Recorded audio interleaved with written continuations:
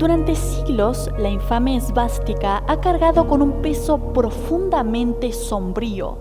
Y sin embargo, mucho antes de que el mundo la asociara con el odio y la destrucción, este símbolo fue considerado uno de los emblemas más sagrados de la humanidad, un regalo y un recuerdo de los dioses originales que repoblaron la tierra. Inmortalizada en templos antiguos, grabada en piedra y cerámica o tejida en mantos ceremoniales, la esvástica se asoció con la armonía cósmica, el movimiento perpetuo y la energía divina, pero sobre todo con la conexión entre 4 puntos importantes que brotaron desde un origen concreto en tiempos remotos. Lo sorprendente e inexplicable es que este símbolo aparezca misteriosamente repetido en culturas antiguas, muy separadas geográfica y cronológicamente por océanos y milenios. En América del Norte, América Central y Sur, en Mesopotamia, Grecia, Roma, Irán, Turquía, Letonia, Rusia, Escandinavia, la India, China y Japón. Los académicos modernos han intentado responder a la incógnita desde una perspectiva que no incomode a la narrativa oficial. Se propone que su forma espiralada se inspiró en fenómenos astronómicos como cometas o anomalías celestes que los antiguos habrían avistado. Otros sugieren que su aparición simultánea se debe a la cestería de caña o a motivos geométricos comunes en la decoración de objetos cotidianos. Incluso hay quienes recurren a la teoría del inconsciente colectivo desarrollada por el psiquiatra suizo Carl Gustav Jung. Pero, ¿qué tal si la respuesta más lógica y coherente fuese la más desestimada, evitada y hasta ridiculizada? Las conexiones que la esvástica traza a través del tiempo responden a un origen común, a una raíz ancestral primordial que unifica en esencia a todas las civilizaciones registradas y perdidas, la Atlántida. Los sobrevivientes de aquel continente hundido no solo preservaron conocimientos astronómicos y arquitectónicos avanzados que perduran en sitios como Machu Picchu, Tiwanaku y Egipto, sino que también crearon un símbolo para consolidar el reinicio y la expansión unificada hacia las 4 regiones. Y esto es lo que significa Tawantinsuyu. Las ideas que se desarrollan en este vídeo provienen de los estudios científicos de la incansable investigadora y bibliotecóloga ecuatoriana Ruth Rodríguez Sotomayor, una mujer valiente que dedicó más de 4 décadas de su vida a desentrañar el legado oculto de las civilizaciones preamericanas, aquellas que existieron mucho antes de la llegada de los europeos y que, según sus hallazgos, preservan la historia perdida de la humanidad, las crónicas de la Atlántida. Sotomayor no fue una estudiosa dedicada a la teoría frente al escritorio, fue una auténtica exploradora del conocimiento.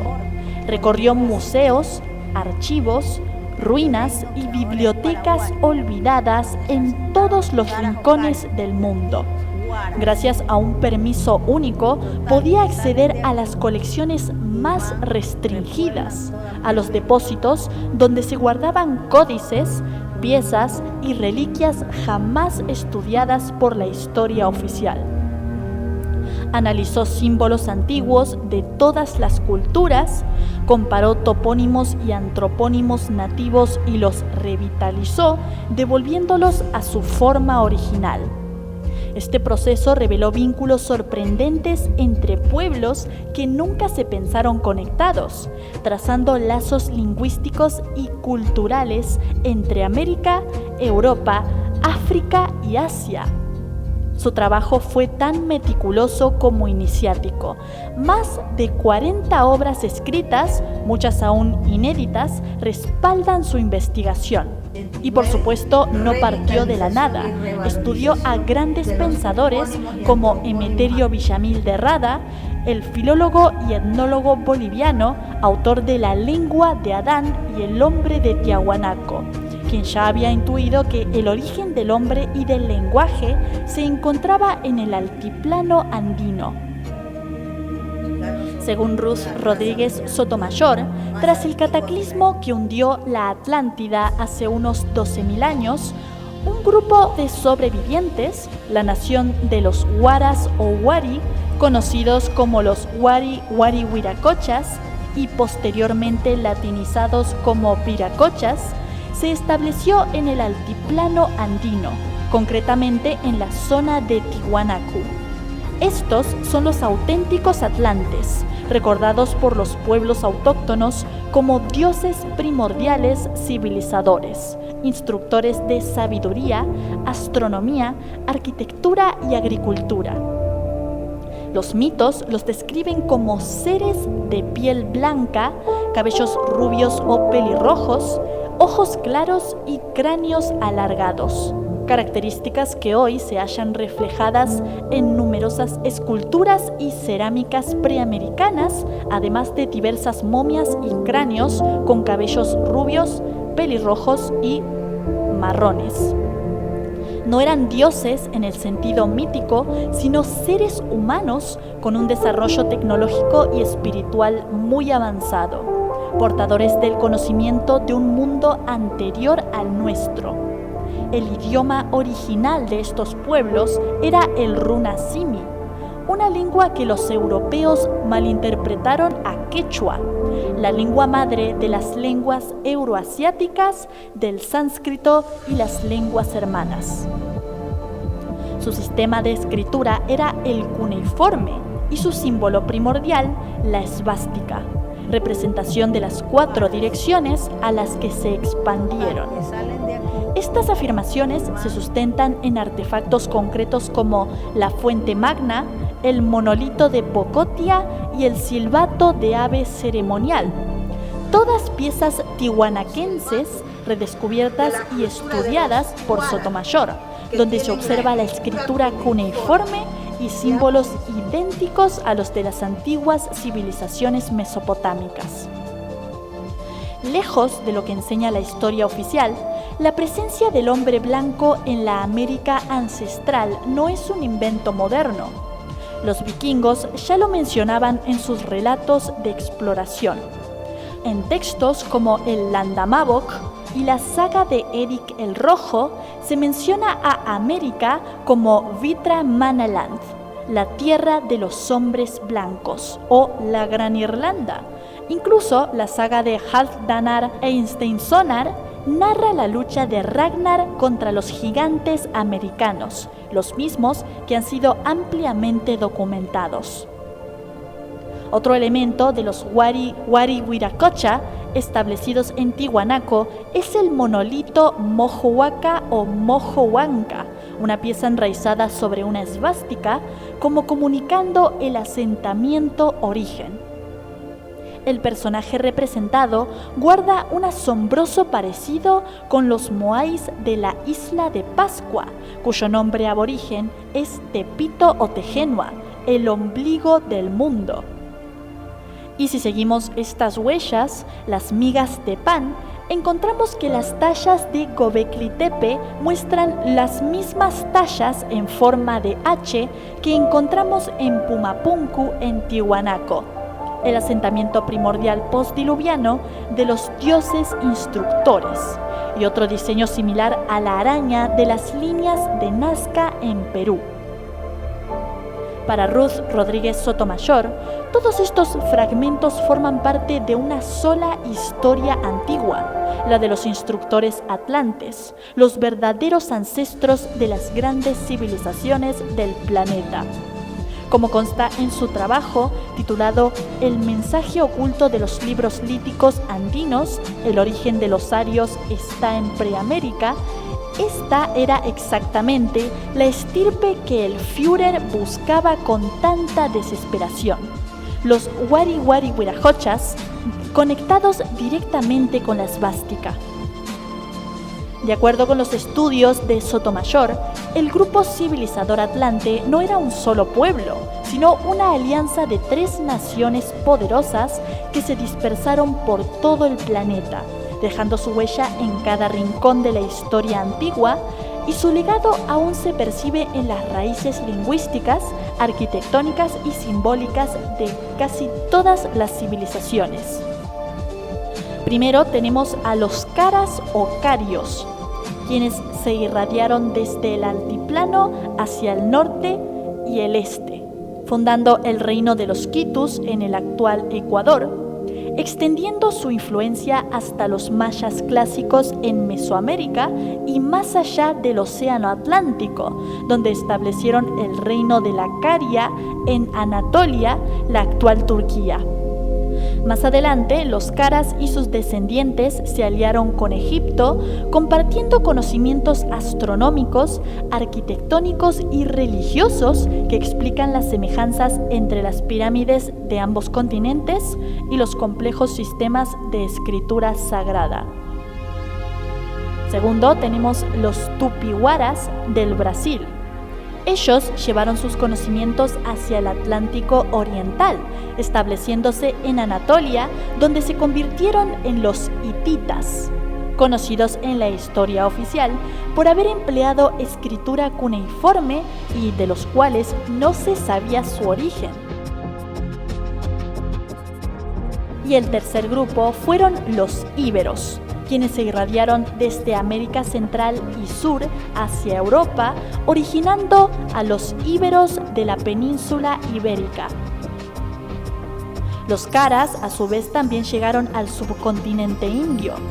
En los textos sagrados védicos los encontramos mencionados como la raza Nahua Maya o Cara Maya, descritos como instructores de los sacerdotes brahmanes y transmisores de una cosmogonía universal, un conocimiento científico, artístico y lingüístico que nutrió los cimientos de la civilización védica. Su símbolo fue la serpiente emplumada y la esvástica.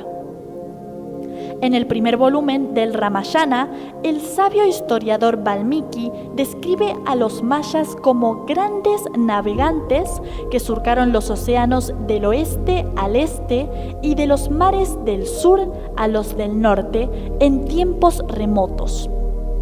A los caramayas se los recordó como los serpientes y su tierra de origen era Pushkara, Preamérica, también llamada Patala, cuya etimología nos da a entender que se trata de la tierra de la raza roja, la preamericana. Desde allí las migraciones se dirigieron hacia Egipto en distintas oleadas.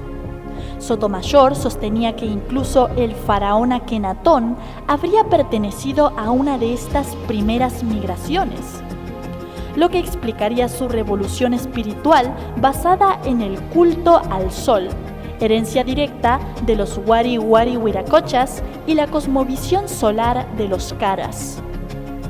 Turquía está repleta de muros poligonales tallados con la misma precisión imposible que los de América del Sur. La relación entre América y Egipto también se hace evidente, no solo en la técnica constructiva de los muros, sino en la alineación astronómica de sus pirámides con las 3 estrellas del cinturón de Orión, y también en los tocados.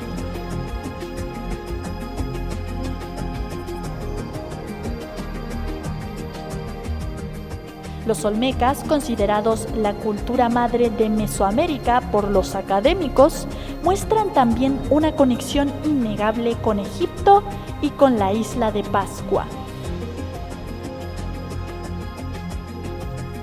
Actualmente experimentamos una época en que esperamos que la Internet nos brinde respuestas cada vez más sencillas y rápidas para saciar la incógnita sin mayores problemas, Como consecuencia, la información original e importante se hunde en el olvido. Desafortunadamente, incluso para que el contenido sobreviva en redes sociales, necesitas publicar rápidamente, empujándonos a depender progresivamente de la velocidad de la inteligencia artificial, que es el ritmo al que nos quieren acostumbrar quienes nos brindan la IA a cuentagotas. Afortunadamente, trabajos como el de Ruth Rodríguez Sotomayor nos invita a mirar hacia atrás en profundidad, a buscar los orígenes verdaderos de la humanidad y a revalorar la sabiduría y las vivencias de nuestros antepasados. Si en origen los arios eran los miembros del pueblo que hablaba la lengua madre de las lenguas indoeuropeas, la proto-indoeuropea, y si, como muestran los descubrimientos de Sotomayor, estas lenguas proto-indoeuropeas tuvieron su raíz en la Preamérica, entonces los arios fueron los navegantes atlantes que cruzaron los mares hacia Eurasia, sembrando conocimiento y civilización allí donde desembarcaban. El símbolo que los representa, la esvástica, como recordatorio del origen de la vida y el movimiento centrífugo transformador, fue distorsionado hasta convertirse en un emblema de oscuridad.